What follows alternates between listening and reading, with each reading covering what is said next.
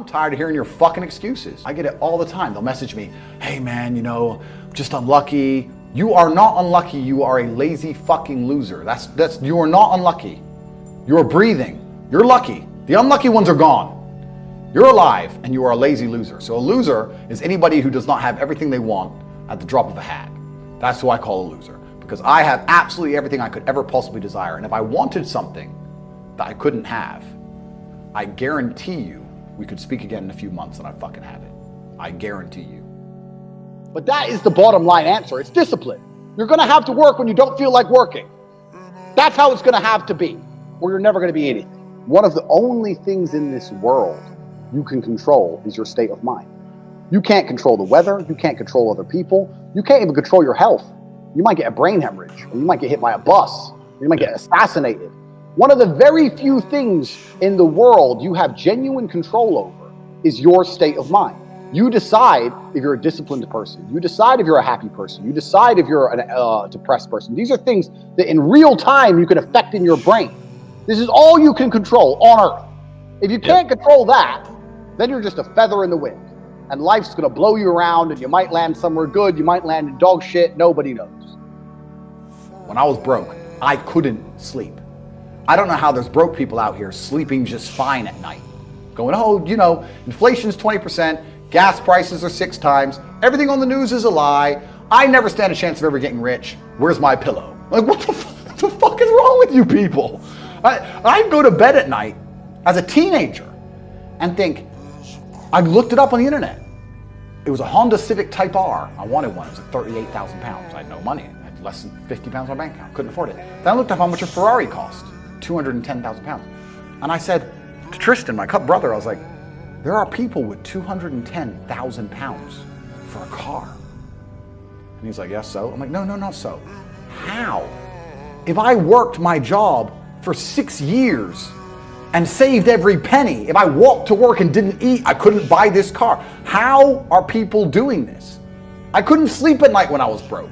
I knew that everything was a lie. I knew the Matrix was lying to me. I knew I had to find a way out. I was sitting there going, I refuse to live my human years and be some second-class citizen peasant when there's people out here who get to do whatever the fuck they want.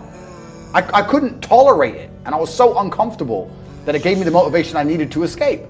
But the people who go, oh yeah, nice Ferrari, yeah. Back to the TV. Dummies, losers. There's a difference between want and want, and I say this all the time. People say to me, I want to be rich, and I say, okay, well, I want to be able to ice skate.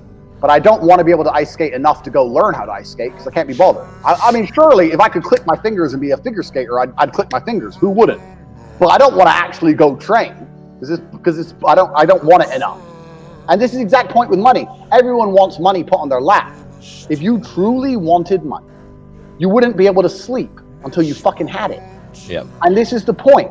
So you're saying you go down a shit spiral, then you're not cut out to be rich, my friend. Get a job in Starbucks and piss off. Success is the ultimate final victory in all things. Don't you want revenge on the people who didn't believe in you? Don't you want revenge on your enemies? Don't you want revenge on everybody who abandoned you? People who thought you were worth nothing and worthless? Don't you want them to finally feel the sting of regret? Don't you want them to come across your Instagram profile after a few short years, see the life you're living and the man you've become, and to fucking hate themselves? Don't you want your exes begging? Nothing makes me happier than the girls I haven't seen in years popping up again begging for another shot. There's nothing more beautiful than them messaging you, been a while, fucking skank, shut up. Get back to fucking work. It's time to get back to work. Stop hearing yourself talk. Get off the podcast. Don't be on social media too much. Cut out all the fucking noise. Get back to the fucking mental lab. I know it's easy to keep talking about how difficult life is and how bad the world is. But don't you just feel like you can't really lose anymore? Is it just me? Imagine you lost everything. Are you going to freeze to death? Like the 1800s where you lose your house because you've been evicted by Indians or whatever as you were trying to cross the frontier and they ran up on your wagon and scalped your wife. Like, that's not going to happen. No one's going to scalp your wife. No one's going to murder your kids. You're not going to freeze to death. You're not going to get typhus. You know? You're sitting there worried about trying hard. Oh, what happens if I fail? Basically nothing. It's free spins. You're just going to win. In the end, if you keep spinning, you're going to win. And if you lose, what happens? Oh, you have a little bit less money. Oh, you can't buy champagne in an overpriced beach club for a few months. Who gives a shit? You're always going to have food. You're always going to have somewhere to sleep. It's always going to be warm enough. How bad can it really go? We talk about the world being a bad place, but it's actually better than ever. Truthfully, despite the fact they print endless money and they rob us all, and the politics aren't real and there are no elections, truthfully, the world's probably more peaceful than it's ever been. Europe's not at war. The Teutonic Knights are not going to come and chop your balls off. You're scared of trying in case you fail. What's the price of failure, really? The true price of failure is sitting there living, not knowing if you could have made it or not. Because most of you, even though you have a shitty, brokey job, your life's fine. You go to work, you waste your time, you waste your life, but your bills are paid, you get to eat every day, your dick gets wet now and again, your life's fine. What's the punishment for not trying? The punishment is wondering, could your life have been better? If you have no shame, if you're not the kind of person with honor and dignity, then you don't feel a punishment. You just get to work your bullshit job and have your bullshit life. But if you have any kind of shame, you sit and wonder, could I be doing more?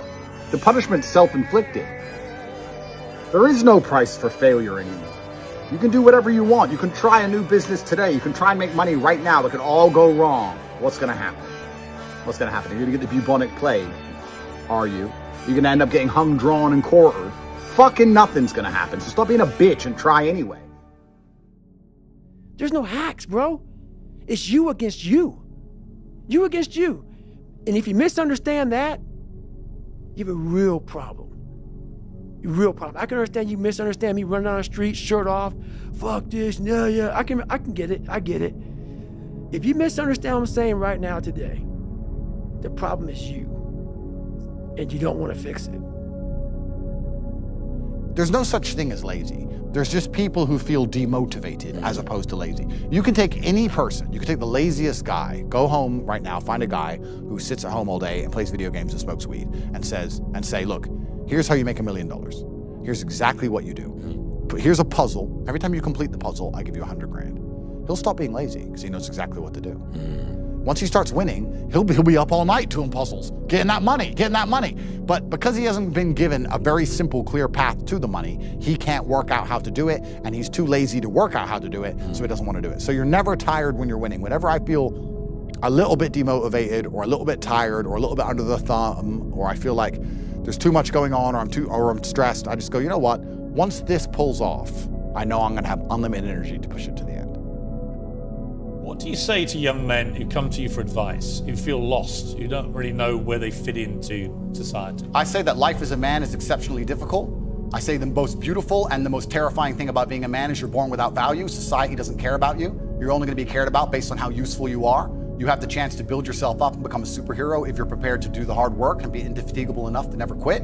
But if you're going to stand around and wait for a handout, nobody's going to ever respect you. And I think that a lot of people have forgotten about how difficult and how competitive it is as a man. We're always in constant competition with each other. And it's your duty as a man to stand up and say, I want to be as important and strong and good-hearted and God-fearing as possible, and I need to work hard to achieve those things. And the dangerous thing about overly emotional men is that they're dangerous. They're genuinely dangerous. This is what's crazy. All these people who talk about toxic masculinity and how bad it is for men to be traditionally masculine. A traditionally masculine man does things he doesn't feel like doing because it is his duty to do them. He charges into the building because it is his duty. Not because he feels like it, because it is his duty. We're now teaching the new generation of men that they don't have duty and they can just act on their feelings and act how they feel, and they don't have to act as a man should. Do you know what happens when you get men who just act how they feel? You get school shooters, you get violence, you get rapists. Men who do not control their emotions are dangerous. If you find a man who is stoic, he's not gonna hurt people. He's gonna sit and think about his actions very carefully, and he's gonna be a good man who protects and provides for his family. You find a man who just acts out on impulse and does whatever he feels like, you're gonna find a dangerous man. Sitting here telling men to cry more and act with their feelings and it's okay to feel this way, that way, etc., and have no self-control. That is why we have the problems we have in the world. Absolutely and utterly wrong. So when they talk about toxic masculinity, they have it completely inversed on its head, completely and utterly wrong. We need to be teaching stoicism. We need to be teaching young men to understand that the world is very, very difficult. It's hard to be a man. You're going to feel bad sometimes. You just suck it up and perform anyway. But what happens is, man, we get in this world where it gets hard. Yeah. And so the harder it is, the more you start to push back. And the more you push back, and then it's not right for people to talk about. It's not right for, like, let's say you are fat. I was fat. That's why I talk about it. Go ahead and say something, motherfucker. I was fat too. And it was hard as fuck every fucking day to get up. I know what it feels like. When you roll your fat ass out of bed and all you want is some fucking damn cinnamon buns and shit and fucking chocolate milkshakes. I know what it is. I know exactly what it is. But I can't want it more than you. And so many people just want it the easy way. I'm sorry, man. It's not. So what they start to do is they build this narrative of it's okay. When the narrative should be, you need to fucking work harder. You need to fucking discipline your mind better. We need to help people more than just saying it's okay. I've had girlfriends and split up with them and been upset and heartbroken like everyone else, but I never became bitter and it never really bothered me too much. And I think one of the ways I learned all I learned, because everything I know about women, I've learned just through experience, but I've never really, it's not like I have a real bad story. It's not like I was married, then divorced, and then I learned. It's not like I went online and was heartbroken and Googled and then I learned. It was none of that, because I always had a higher purpose, and my higher purpose was fighting. If you always have a higher purpose, then a woman can never truly control you, and she can never truly destroy you, and your frame can't be broken. If I had to go train for a fight and the girl was complaining, well, then she could fuck off and leave, because I ain't getting my ass kicked for nobody. Not you or no one else. I have to go fight in front of 10,000 people, so I don't care if it's your birthday. I'm going to the fucking gym. So I always had a higher purpose, and that allowed me naturally to build a frame where I learned that it's better to never submit. So it's like, I want money. What is money? How do banks work? How does credit work? What's fractional reserve banking? All these things we now know to be the biggest cons of the century, right? So I'm sitting there researching money for days and days and days. And then I get more mad because I'm like, whoa, money's trash and I don't have any. Now I'm really annoyed, right? I thought like everyone else did that, everyone puts their money in the bank and the bank takes some of other people's money and lends it out. I didn't know they invented it from the sky. I still at that point thought money was linked to gold. I didn't know nothing. So I'm learning all this stuff and I'm getting really angry. I'm like, now this is really annoying me. Every single man of value went through trauma and they went through pain. It's going to be painful to get strong, painful to get rich, painful to become important. It's going to be painful to become good with women. Your heart's going to get broken a bunch of times. You have to be prepared for the pain. If you're not ready for pain, you're never going to be anything that matters. So Justin just absolutely and utterly nailed it. My kickboxing coach used to say to me, I used to come in the gym, he'd say, what do you hate the most? And I said, I hate running. He'd say, okay, you're going running. I'd say, why? He goes, because whatever you hate is what you need. Whatever you hate is what you need. I wanted to spar, bag work, pads, no problem. Running, I didn't want to run, but that's what you need. And that's what life's about. You're not going to be able to go through life avoiding pain and also becoming a man of quality.